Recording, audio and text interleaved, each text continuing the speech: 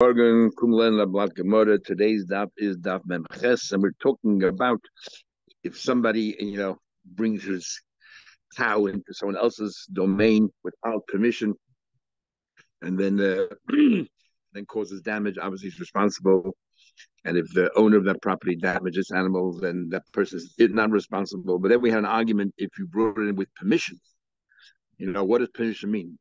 According to Chacham, it's tantamount, even though it was not really discussed, that the balabas of the property is taking responsibility. He's taking responsibility for that his animal won't damage the person who brought his item that he gave permission to. And according to Rebbe, unless he specifies it, he does not take responsibility. Does not take responsibility. The two dots. Up to the two dots. There's the Gemara. He eats. There was a woman.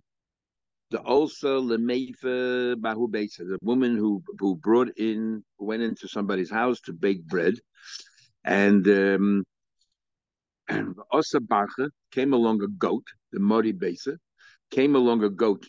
Now, before we continue, we learned yesterday's Gemara that Rav said that even if you enter without permission, if the cause of the damage for the owner's animal was because the animal decided to eat what you have, we say, Rav says, who said the animal told the animal to eat? It's not like I damaged the animal brought it upon himself. That was Rav's view. Gemara brings the story. There was a woman also that she went in to bake bahu base in the house. Also, Barcha came along a goat, the mori, the base, the owner of the house.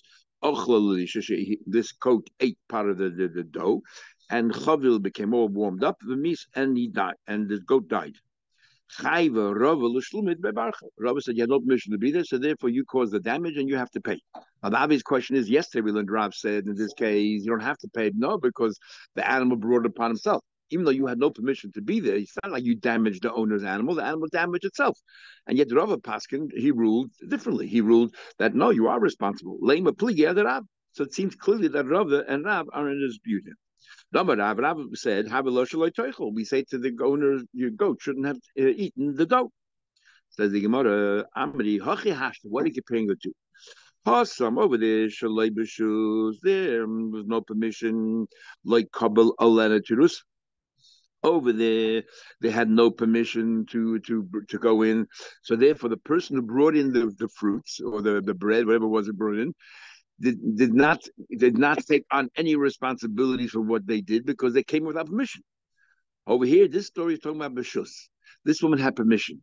So if this woman had permission, Karbil Alena Terusa, and the person who had permission, therefore, since I gave you permission to come in, as if I'm saying to you, I'm going to make sure that my animal doesn't get hurt from your things. The balabas is making sure that it doesn't get hurt from your things. So therefore, it's a totally different case than Rav's case. The Rav's case came without permission, so the person brought it in did not take any responsibility. So your animal took it herself, fine. But over here, since the Bala Chatzah gave permission, the Bala Chatzah is saying, "I'm going to make sure my animal doesn't get hurt from your things," and therefore.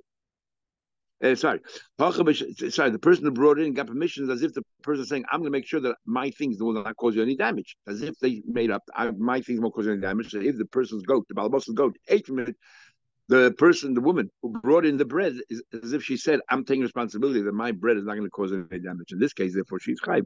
It's an unwritten agreement. Yeah, it's an unwritten, as if she made that up. Says the Gemara, it's not so simple yet. Yeah. Yeah. So isn't this part of the argument we had yesterday, the Rabbanan and Rebbe, whether there's an unwritten agreement or not? We'll see in a minute. Well, how is any different? The following case: a woman went in to grind wheat by balabas, without permission. And the owner of the owner's behemoth went ahead and ate the wheat and got damaged. Ate the wheat. Potter. Why? Because you had no permission to be there. So the owner's animal can walk around, eat whatever they want. But if the animal got damaged, chayavis.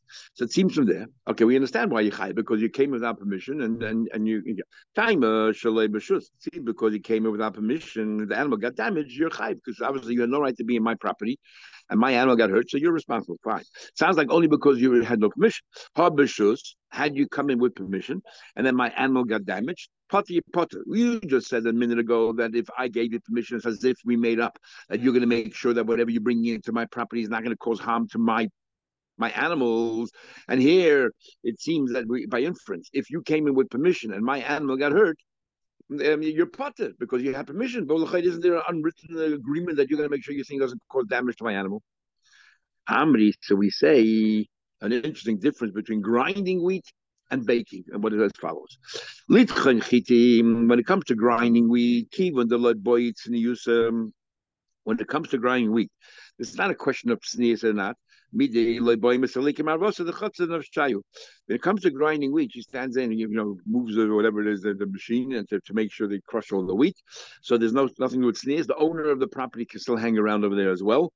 A lady day, so the owner of the property has to make sure that his own animal doesn't get hurt.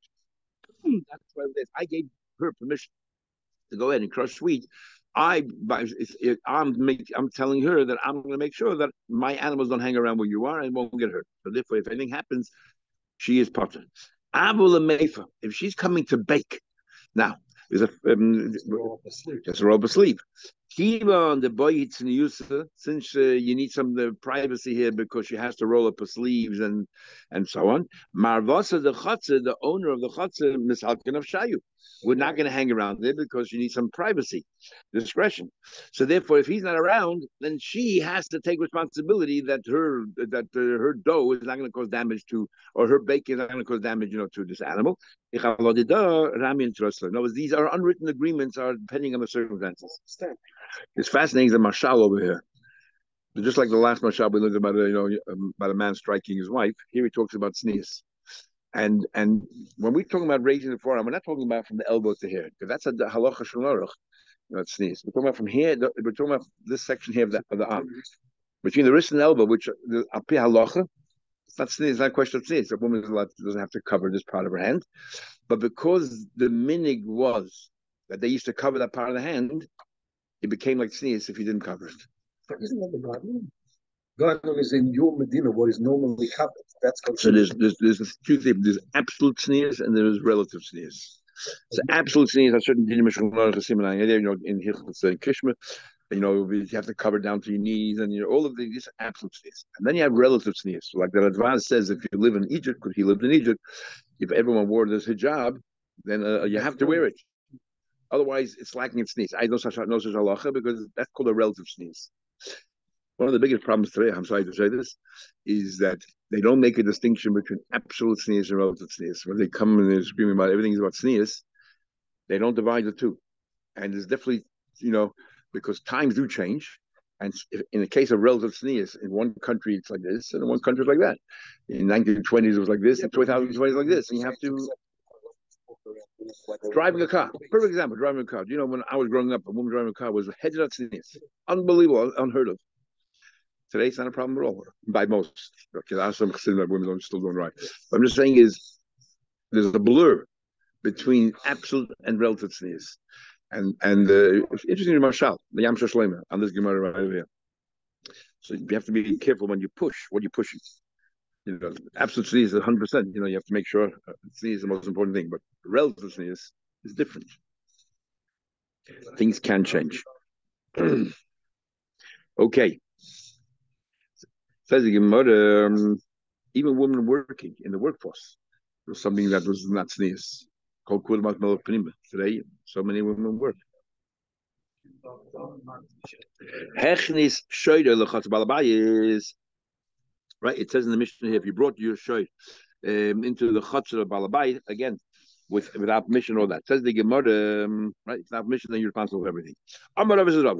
What happens? You brought your shirt into this guy's property without permission. The and your boy decided to dig holes and so on in the guy's property. The owner of the shirt has to pay for all the damage he did to the courtyard. Right? He just made holes in it. He ruined the place. But the chotzer is chayiv. The owner of the chotzer, now if anybody falls in and gets hurt, the owner of the chotzer is chayiv. Now why? We have a rule, but only if you dig a hole in the ground are you responsible for boy. Not if your animal digs a hole in the ground. because you should have filled the hole. You didn't, as if you're responsible. It was like this: when your shoyl goes and digs a hole in the street, it was never yours in the first place. So we say, over here, this place belonged to you. This place was true. The shoyl dug the hole, but it's yours. So you have a responsibility to fill it. And if you make it hefker, it doesn't help because you already had that responsibility to fill the hole. So any future damage that happens as a result of this hole, you are responsible for. Another din, you can't mean without a mission. The hezek is balabay. You damage, cause damage to the balabas or the balabais. Who's the balabas got hurt by them? Or the ravats. If the animal decided to sprawl himself, lie down over there, and right now we more thinks that they're talking about he lied down and broke a bunch of pots and so on, or the balabas is walking and tripped over this animal of the lying down there and got hurt. And the din is potter. The owner of the animal is potter. But why? Mishum the Rav is potter because the animal lied down. Potter. So what? They had no right to be there. If he had no right to be there and he broke pots, he should be paying for it. And the owner got hurt by so he should be responsible. What's chilek? So Gemara says, "Omar papa my Rav." You know what Rav means? Not that they lied down and broke pots. He the bits galalim. The nitvu kesher balabayis. He went ahead and produced these dung, whatever, and the excretions, and that ruined the kalim of the balabas. And so therefore, because it ruined the kalim balabas, these galim, to have a galim bird, these galim are like bird, things that you place there that can people hurt yourself. And the din by bird is adam v'loy shoy v'loy adam chamoy v'loy kalim. So since we're not talking about he actually hurt the balabas, he just ruined the kalim of the balabas. And since the galim are treated like a bird, so we're not talking about while the galim fell down and broke, then that's stroirus, then you'd be chai. We're talking about after they fell down, then it causes damage. So we said what that boy is potter for kalim. We don't find anywhere that boy is chai kalim. We don't find now. We're talking about over here is a boy inside the guy's property. So you always remember we had a machlekes Rav Shmuel. Everyone agrees that a boy is in a public place. What about if you a boy you owned it and then you made it hefker? So Rav says that's shoy. Rav says that if it's a private thing, it's shoy. And Shmuel says even though it's private, if it's right next to a people fall in, that's boy. And then after is all these halachas, if a kalim get hurt. So according to Rav, if it's a din like shoy, why aren't you responsible for getting, dirtying the kalim and so on? The Gemara, Rav says that it's shoy, as long as it's not mafkid, once you're mafkid, everyone agrees it's hefker. But while there's ownership, says Rav, that's comparable to a shoy, to your possession. I mean, stam galim mafkid because galim, everyone is mafkid. So therefore, the owner of the cow doesn't need the gal. So therefore, it's like hefker, and therefore, of course, everybody has a dinner boy. So if he sullies the kalim, the clothes of the balabas, he is patur. Another din. Nichnis lechotze balabai shelo, which was entered without permission. The hizik gets balabai, caused damage to the balabas. The balabai who the balabai got hurt. Chayiv. Hizike balabai is patur, and he goes further. If the balabas sounds like deliberately goes ahead and damages the animal that had no right to be there, the balabas is patur. That's going. Amar Papa wants to let's limit that. Lo Yamran. When do we say the animal directly? Sorry, the owner of the property directly damaged the animal that had no permission to have a yodabe? Didn't realize that the animal was there. I will have a yodabe. He knew the animal was there. True, the animal had no permission. Hezika balabas is chayv. If he went and his mazi balabas is chayv. My time away. Should the Amalek, the owner of the animal, had no right to be there, says, well, he true, I was trespassing. You have every right to chase us out. Who gave you the right to go and cause us damage? Cause damage. Also, Tamayu and the Papa Rava are consistent with the view.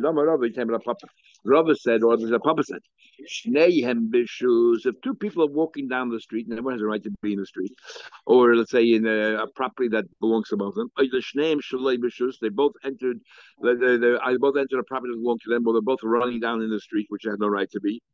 And Hezika says that they both cause damage to each other.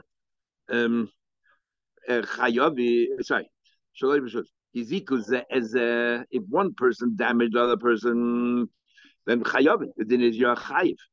That was I deliberately or directly went ahead and called, even though we had, if we're both on the same level, either we both had permission to be this, or we both had no permission to be this. Since we're both on the same level, and one A caused damage to B, then A is chayiv, even if it's unintentional.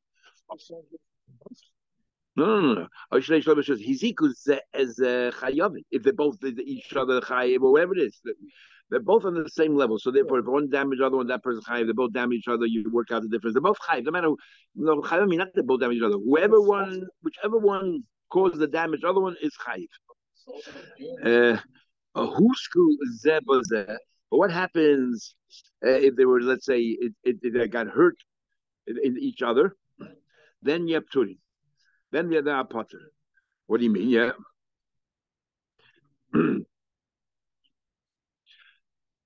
Very good. But time of the shnei b'shneim lebeshus. Aval ech b'shneim lebeshus, the b'shus potter shlei b'shus chayiv. In other words, if both of them have permission and they cause damage to each other, chayiv. If it was an accident, they are potter. If there's an accident, they're potter. Some say because it was an oinus. Why are they potter? Because it was an oinus gomer over here. It was a complete. They're both on the same level, and it was who's going to in a way that was a complete oinus. You have potter, even though we know other mood lo'ilam, but we learned before the different grades according to some of the training of oinus. That's how they learning more here. But the reason why they're both on the same level is because they're both either both for the shus or both the outer shus. What happens if one of them had permission to be the one that didn't have permission to be the time of the shnei b'shus lebeshus? Aval echad b'shus ve'echad lebeshus. One of them had permission to be there, and was one of the owner, let's say, and one of them had no right to be there. Dibishus, the one who had the right to be there is potter. Shaloibishus, the one who had no right to be there is chayiv. That's under normal circumstances, unless the guy went deliberately and go ahead and cause damage. Yeah. Not follow the boy. If the shoy falls into the boy and ruins the water in this well, can no longer in the cistern, you can no longer drink it. Sorry? Exactly. Now it's disgusting. I don't want to touch it. Yeah, Mei Mechayev. Amar Rabba, Rabba says, Loishon, we're talking about Shehivish B'Shas Nefila. That wanted the animal fell down and somehow or another that destroyed the water of the thing, brought a bunch of dirt with it or whatever it is, it destroyed the water that he can no longer drinkable. But once the animal fell down, and then a while later, over time, because the animal was hanging around, didn't go out, that causes damage, then you are potter, then you're potter. My timer. Why should be a difference if the damage happened straight away or damage happened over time? Why you potter? Yeah. It was my timer. Because having shoyed boy, the shoy now becomes the boy. He's now the obstacle. Umayim is kalim, and the water that he's damaging is like kalim. Right? So chamoyer v'lo kalim. Only if you kill a chamoyer or damage a chamoyer, you're responsible. Not if you damage kalim.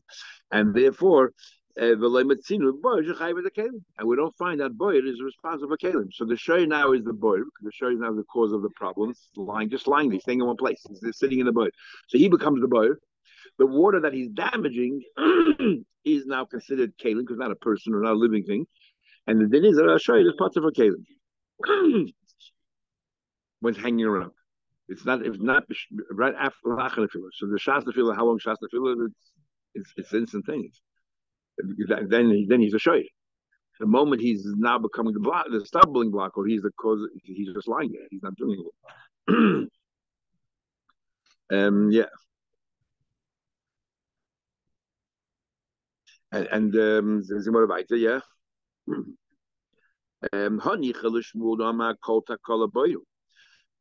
You're telling me this shayt has a status of a boy, even though you own the shayt. Remember, Shmuel says that even though even though it's your mum and it's your possession, if you're behaving like a boy and you're near Rishus Rabim, you are it's a boy. Fine. Rav says that it's called man you own the shayt. It's a shoy, not a boy. So then, if you dirty the water is kalim. A shoy is responsible for breaking kalim. Is Michael Mema? How you can explain the din of water? Why is it potter? But this is how you should learn Rabba. If we're trying to conform Rabba with Rabba, Rabba Loishon as you only one if its body caused direct damage. For example, the animal dirty, filthy dirty, and it was lying in the sand or something, and then it falls in the water, so its goof ruined the water. Let's say it has a terrible smell, foul smell, and that smell enters the water, and now you can't drink the water anymore. Potter, you are potter. Why? because this is called grama. My time a grama ba'almahu, grama alma lemechayev. And since it's only a grama, that is why, because the animal, it doesn't come out straight away. I guess either because it takes time for the smell to ruin the water, or because it's not really the animal itself. It's something sort of extraneous to the animal. It's grama. Now, many of the Shane don't bring this Gemara down because they treat it garmi. And this is one of the problems. It's not clear cut rules. What is garmi and what is grama? Garmi is much more direct than grama. Like I burn your check, and now you cannot collect the money. That is considered garmi. I directly called you. I didn't destroy the money. I disallowed you. I prevented you from collecting the money on this check. That's garmi. How would you treat the smell from an animal if an animal stays in the water and ruins it with the smell? So our Gemara's lotion is grama, but the Mugiyes and others hold it's really garmi, and therefore even though Rava hold the garmi you are potter, you are pascal like Rameya, the garmi is chayiv. Now, why would this be grama? The only reason why it would be grama is it doesn't happen straight away. Now, let's say animals have bad smell, the water probably takes a little bit of time before the water itself, exactly absorbs it. So maybe that's why it's called grama. Anyway, it says in the Mishnah further, inside the boy, the shoy fell into the boy. Inside the boy, the father of the person that the court job is there, the son. You have to pay kafir for that. Now the question is, we know that a tam, the first 3 times, you don't pay kafir. Says you what my tamu? It's a tam. Why are you paying kafir? Tam doesn't pay kafir. Omar, Rab, the moed lipal abne adam. This is what we had before the Gemara. He's a moed lipal abne adam, but he falls on top of people in virus. So therefore he's a moed, and that's why you're paying kafir. So obvious question is, we know that an animal kills a person the first time already get killed. We're talking about over here that he saw vegetable. He didn't go there in order to kill. He saw there's something growing in the bottom of the boat, and he got all very hungry, and therefore he jumped in, and when he fell on top of, and he fell. So therefore he had no intention of killing. So but kafir you pay in the 3rd time. So interesting. According to some of the Shaim here, it becomes a mu'ud. In other words, look at this. It's not normal. And even though Shen, you're a mu'ud the very first time, but maybe this is not Shen, because it's not normal behavior, even for Shen. Shen, you're walking, you see thing here, you're jumping into the boy feed. So after doing this 3 times, you've shown that for you, you're a Shen. That's your Shen. And now you're a mu'ud, you pay the full kafir. But even though you killed people, since it was totally unintentional, the animal doesn't get killed. Remember, Shloim Kavana does not get killed. Good animals don't get killed, and we're going. But I show you Kavana. But the 4th time you're moving, now you're paying the kafir. Think about it further.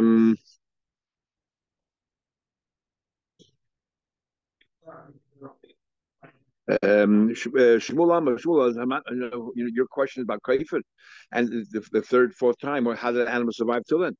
Hamani Rabbi Yisrael Glil. Well, Father Glil, the Amar Tam Misham Chatzi Kaifer. But this Father Glil says that a Tam pays half a Kaifer, so this Kaifer.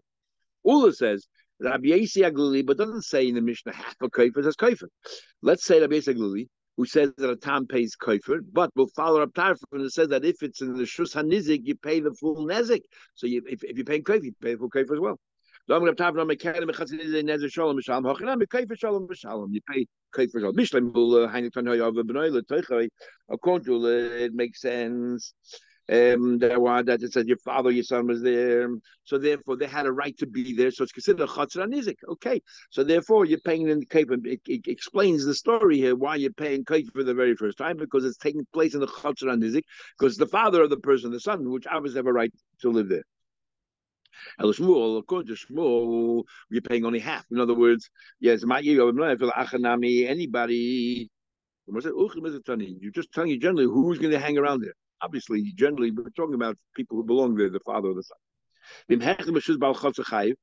If you brought it with reshus, then the Baal Chutz is chayiv. Itma Rav says halacha Tanakama. That's why they don't have to speak it out. And Shmuel says, no, the Baal Chutz's animal went damaged. The person says you have permission, as if you made up. The Baal Chutz made up. Look, I'm going to make sure that my animals don't cause damage to your products. And if the animal does, then the Baal Chutz is chayiv. And the Rebbe says you're not chayiv unless you actually clearly, there's no tacit agreement there. You have to clearly spell it out. So the Rav says Allah Tanakama. Shmuel says Allah Kirebi. Talabam, we learned what happens if somebody says Knois Shorcha, bring your shor into my property. Oh, very nice. And Shmore and but you should protect your animal. Is hizik if the animal goes ahead and causes damage, chayiv, because we made up that you, the guest, will watch it. But huzak if the animal got hurt, potter, the owner of the chutzah is potter because we made up that you're going to take care of your own animal. I'm giving permission to come in, but it's under your responsibility. What happens is the Balabas says to him, you can bring your shayid in, I'll take care of it. I'll make sure that my animal doesn't hurt you and so on.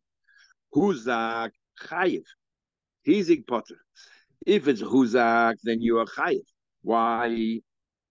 Because Balabas said clearly, I'm going to make sure that your animal doesn't get hurt. So if your animal got hurt, I'm chayiv. Or but hizik, if your animal caused damage, you, the Balabas, the owner of the animal, is potter because I, the owner of the chutzah, clearly told you that I'll take care of it. So if your animal damaged my animal, tough luck on me.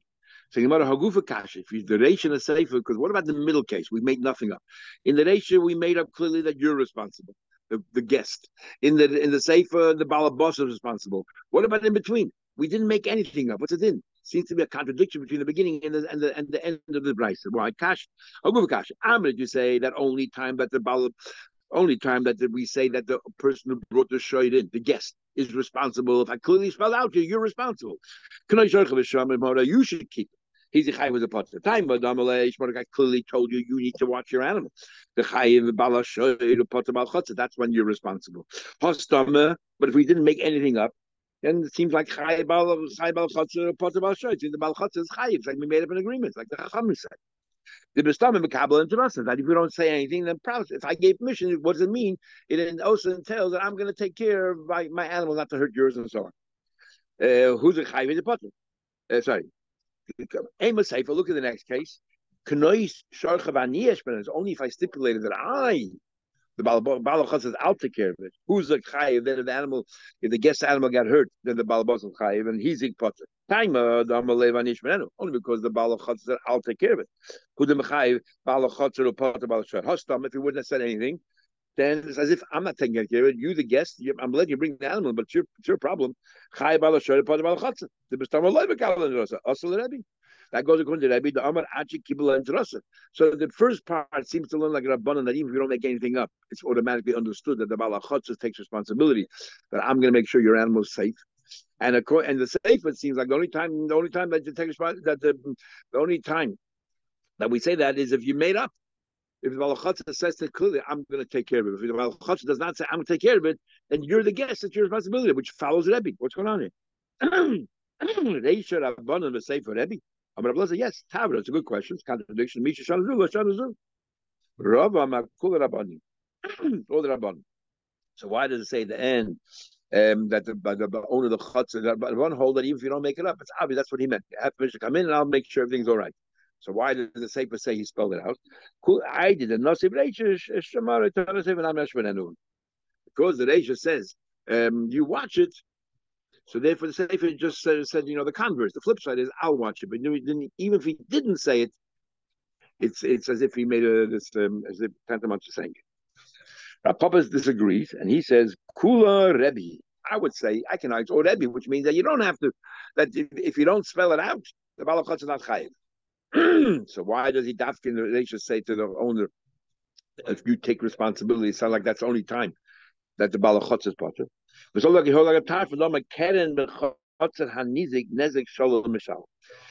a tarfin. So the sefer is dafkin. That sefer is, he says, I will take care of it, and that's when we say that the bala shor is totally potter.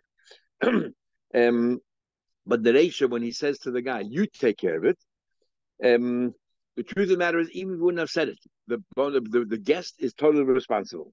But so why do you say you take care of it? He could, by me saying to you, you take care of it, what I'm doing is I'm changing it from a chatzin to another shalom. What do you mean? If I wouldn't have said anything and I gave you permission to come in, then it's not chatzin handizik, you have permission to come in. So if your animal, you're the guest, animal comes and causes damage, you're responsible, but you pay like cat anywhere else. We have permission to come. half a nezek. But by me telling you, you take care of it, which means I'm denying you permission. I'm taking away my chutzah's permission from you if your animal causes damage. So when your animal causes damage, it's as if it's in a chutzah hanizik. And the chutzah hanizik got to pay another shalom according to that permission. As far as damage, if I say that you are responsible, what am I really saying? I'm saying is if your animal causes damage, you should know that I didn't take any responsibility for that. So therefore, it's considered as if your animal trespassed. Trespass as far as damage is concerned. That's only as far as damage. So it's chaser hanizik. You're paying now another shalom and that's what the word is. You can watch it. What am I saying? You're trespassing. I'm not giving you place in my chutzah. At this moment, if you're an animal causing damage in my chutzah, as if you're entering, you're trespassing. You're paying full nezek. If you didn't say anything, then what? I'm giving you permission to be there, right to be there. If you cause damage, you got to pay. But how much? I'm giving you permission to hang around the chutzah. So now we're like partners. The ken should be half a nezek. Let's just do the Mishnah, and that's it. Shoy wanted to harm another shoy, the hikasisha, but instead he hit a woman. The yotzu yuladen caused her to miscarry. Potter midvei you potter for paying for the mevladis, and as it is we already had before, according to the BAC, when it says bal hashoy noki, we learned a number of dinim from Yosef Kiva, and one of the things we learned was that if a shoyer strikes a woman, even if he intended to strike the woman and cause the woman to miscarry, you don't pay for the bloodless. So you want to discuss why the Mishnah then talks about only because he had no kavanah, he wanted to hurt another animal and he harmed the woman. What's the relevance of that? And we'll see later. But Adam if a man wanted to hit one person by mistake, hit a woman, but a person in that case is mishal the bloodless. You do pay. And then we had him because if he killed the woman, then come with the rabbinic. Kate said mishal the bloodless. How do you work out the value of a fetus? Show me this each. Kami yafa achula yolda, the kami yafa mishi yolda. If you sell her on the slave market, whatever. How much is she worth being pregnant? And how much is she worth minus being pregnant? Our Shem Gamliel says in Cain. Sometimes mishi isha yoledis mashabeches. Sometimes after she gave birth, she's worth more. Depends what she's being sold for. Work or whatever it is, yeah. Sometimes she's worth more when pregnancy's over. So you end up paying nothing for the children because it brought down her value. You make money. Exactly. You can charge her. So therefore he can't judge the woman herself, the full woman, the pregnant woman. And you work out, we'll see more later how this will work. You work out what's the value of the fetus itself, the noisen lebal, and you give that. Now, who gets the money? The husband. And we only spoke about, then we had a discussion, what happens if they get divorced? Does she get half the money? And says, even then, it says, Baal Isha, whoever was boiling goes, the money gets transferred to the male. Even if it was Nus, our Papa said before. If the father was through Nus, out of wedlock, whatever it is, it goes to the father. The main Baal, and then we also learned before, what happens if she has no husband? Then it does not go to the heirs of the husband, then it goes to it goes to the husband's heir, Noisin Liyoshav. Everything goes to his side of the family. Because it says Baal Ha'isha. Ha'isa Shivcha v'nishtachara. Let's say she was a Gieris or she was a Shivcha that became free. So therefore, and she has a husband, let's say he died. Then it's Hefker. And what happened to Hefker? Whoever was supposed to pay the money keeps it. You don't have to pay anything. Because she has no rights to it. So the money of the Volodis, it goes to the husband. The husband is a ger and has no family. So now it's Hefker. Whoever caused the damage, he's the first person on the scene. A Kohen's running by and says, pay me. Exactly. We'll have a whole story about Matzah there with Rabba and the Isha Bagheera. We'll see. Okay, see you tomorrow, Mitzvah Shem.